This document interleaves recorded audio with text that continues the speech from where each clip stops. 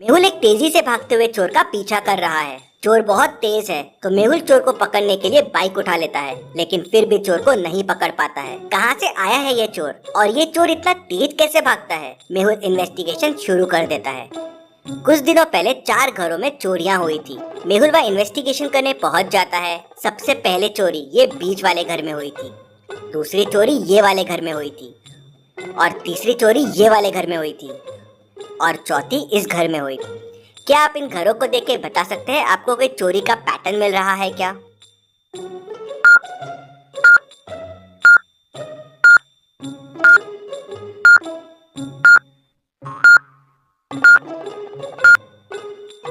Mehul pattern समझ जाता है। इंटरेस्टिंग। चोर बस सिंगल हाउसेज में चोरियां करता है। चारों हाउसेज नो फ्लोर्स वाले हैं, मतलब वो ऐसे घर ढूंढता है जिनमें फ्लोर नहीं है। मेहुल पहले घर में पूछताछ करने के लिए अंदर जाता है। मेहुल घर के ओनर राज से मिलता है। राज बताता है कि चोरी दिन के समय में हुई। मैं घर में ही था, किसी ने डोर नॉक किया। मैंने डोर खोला तो तेज हवा के जैसे कोई अंदर आया और घर में दौड़ने लगा। उसने घर की चीजें उठाई और तेजी से दौड़ते हुए घर के बाहर चला गया। वो इतना तेज था कि मैं उसकी शक्ल भी नहीं देख पाया। इंटरेस्टिंग, कोई इंसान इतना तेज कैसे भाग सकता है? फिर मेहुल बाकी घरों में भी गया जहाँ चोरियां हुई थी और एग्जैक्टली सेम ऐसा ही हुआ। मेहुल घर के नंबर्स देखता है तो पहली चोरी हाउस नंबर 2 में हुई थी, दूसरी 6 में, तीसरी 8 में और चौथी 10 में। मेहुल समझ जाता है कि अगली चोरी कहाँ होने वाली है। आप इन अगले 4 घरों को देख के मुझे बता सकते हैं अगली चोरी कहाँ होने वाली है?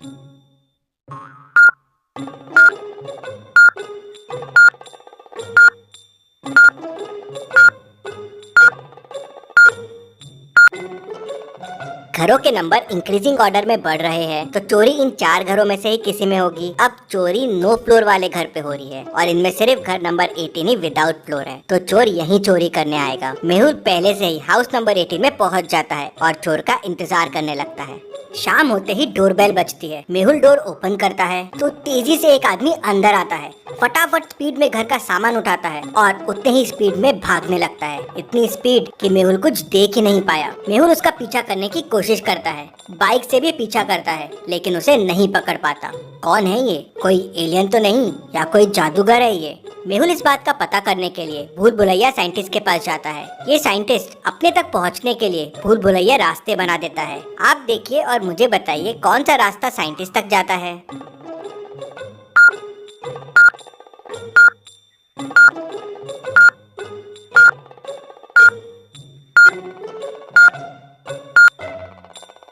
और सही रास्ता है ये जो साइंटिस्ट तक जाता है। मेहुल साइंटिस्ट तक पहुंच जाता है। साइंटिस्ट मेहुल को बताता है कि उसने तेज भागने वाले शूज बनाए थे। उसने ये इंडियन आर्मी के लिए बनाए थे, जिससे आदमी तेज भागे और दुश्मनों के छक्के छुड़ा दे, जो उसके लैब से चोरी हो गए हैं। शूज को मैंने एक लॉकर में छुपा रखा था और उसके बारे में किसी को नहीं पता था। फिर समझ में नहीं आ रहा है कि शूज चोरी कैसे हो गए। क्या आप इस लॉकर को देख के बता सकते हैं लॉकर को खोलने का कोड क्या होगा? सोचिए और मुझे आपका आंसर कमेंट करके बताइए।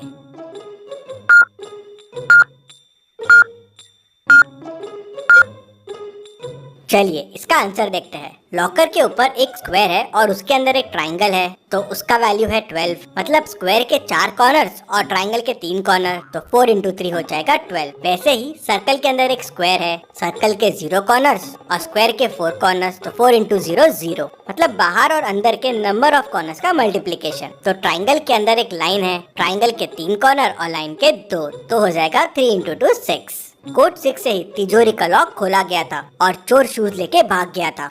मेहुल साइंटिस्ट से पूछता है, क्या तुम श्योर हो शूज के बारे में किसी को नहीं पता था? तो साइंटिस्ट सोचता है और कहता है, मेरे 5 लैब असिस्टेंट्स को पता था, लेकिन वो तो मेरे साथ ही काम करते हैं। हाँ, लेकिन उसमें से 3 लैब असिस्टेंट नए थे और जो जूता चोरी होने के बाद से गायब है, शायद वो हो सकते हैं। मेहुल सीसीटीवी कैमरे के फुटेजेस देखता है। 3 फुटेजेस को वो बड़े ध्यान से देखता है और समझ जाता है कि किसने शूज चुराए होंगे। क्या आप इन 3 फुटेजेस को देख के बता सकते हैं कौन हो सकता है? सोचिए और मुझे आपका आंसर कमेंट करके बताइए।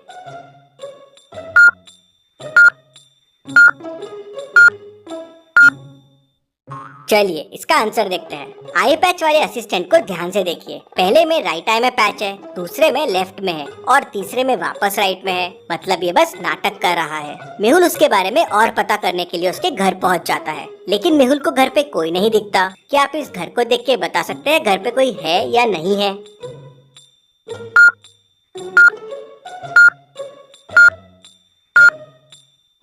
कैंडल क्यों जल रही है, मतलब घर में कोई है और कहीं छुपा हुआ है। मेहुल यहाँ वहाँ देखता है तो उसे पर्दे के पीछे कोई दिखता है। मेहुल धीरे धीरे उसको पकड़ने जाता है, लेकिन वो मेहुल को देख लेता है और वहाँ से तेजी से भाग जाता है, इतना तेजी से कि मेहुल उसे पकड़ ही नहीं पाता है। ये तो कंफर्म हो गया कि चोरी इसी ने की है, लेकिन इसे पकड़ा कैसे जाए। मेहुल चोरी के पैटर्न के हिसाब से नेक्स्ट घर में पहुंच जाता है और वहाँ चोर का इंतजार करने लगता है। अब आप पॉज कीजिए और सोचिए कैसे रोका जा सकता है इस चोर को। सोचिए और मुझे आपका आंसर कमेंट करके बताएं। सबसे अच्छे जवाब देने वाले का कमेंट मैं पिन करूंगा।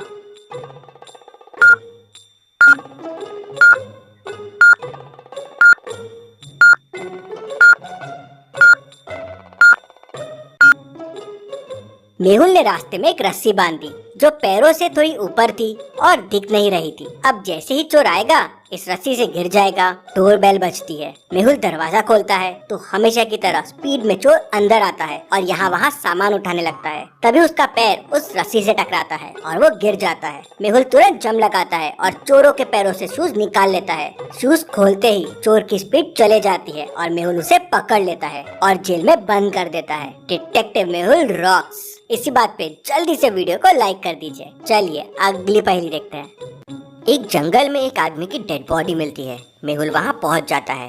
डेड बॉडी पे कोई खून नहीं होता, लेकिन गर्दन पे फिंगरप्रिंट्स के निशान होते हैं। मेहुल जंगल में सर्च करता है तो उसे 4 सस्पेक्ट्स मिलते हैं। स्केलेटन: मैंने खून नहीं किया है, मैं क्या करूँगा खून करके, मुझे ना भूख लगती है ना प्यास। स्कैरक्रो कहता है, मेरा काम तो बस क्रो को भगाना है, मैं क्यों करूँगा खून, मैंने नहीं किया है। मम्मी कहती है, मैं इंसानों को परेशान नहीं करती हूँ, बस अपने पिरामिड में ही रहती हूँ, मैंने नहीं किया है। ज़ॉम्बी कहता है, मेरा पेट तो भरा था तो मैं क्यों मर्डर करूँगा, मैंने नहीं किया है। क्या आप चारों की बातें सुन बता सकते हैं मर्डर किसने किया होगा? सोचिए और मुझे आपका आंसर कमेंट करके बताइए।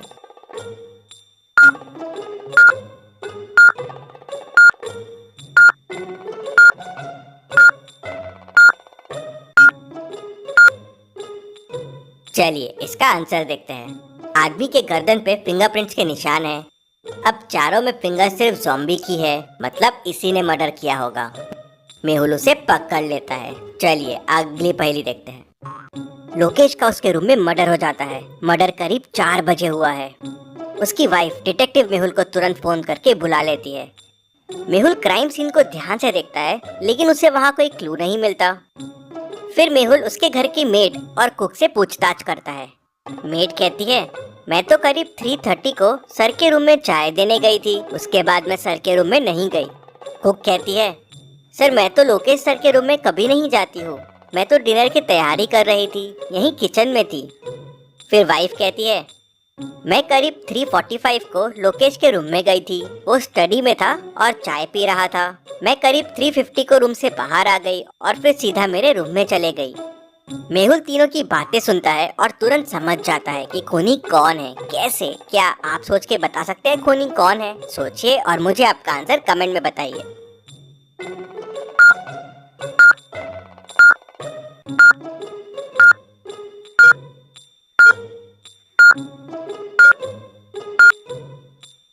चलिए इसका आंसर देखते हैं। वाइफ जब रूम से बाहर आई थी तो करीब 3:50 हुए थे और चाय का कप रूम में ही था। लेकिन जब मर्डर हुआ तो चाय का कप रूम में नहीं था। कप रूम से सिर्फ मेड उठा सकती है और वो कप डाइनिंग पे रखा हुआ है, ठीक मेड के पीछे। मतलब मेड जब कप लेने वापस गई होगी करीब 4 बजे, तब उसने लोकेश का खून किया होगा। मेहुल उसे पकड़ लेता है। चलिए अगली पहेली देखते हैं। मेहुल एक हेलीकॉप्टर में ट्रैवल कर रहा था, तभी प्लेन क्रैश हो जाता है। मेहुल के पास कोई पैराशूट नहीं था तो वो वैसे ही कूद गया। मेहुल को नीचे गिरने के लिए 2 ऑप्शंस दिखते हैं। पहला तो ये पानी में गिर सकता है, दूसरा ये घास फूस के पहाड़ पे। क्या लगता है आपको मेहुल को क्या चुनना चाहिए गिरने के लिए? सोचिए और मुझे आपका आंसर कमेंट करके बताइए।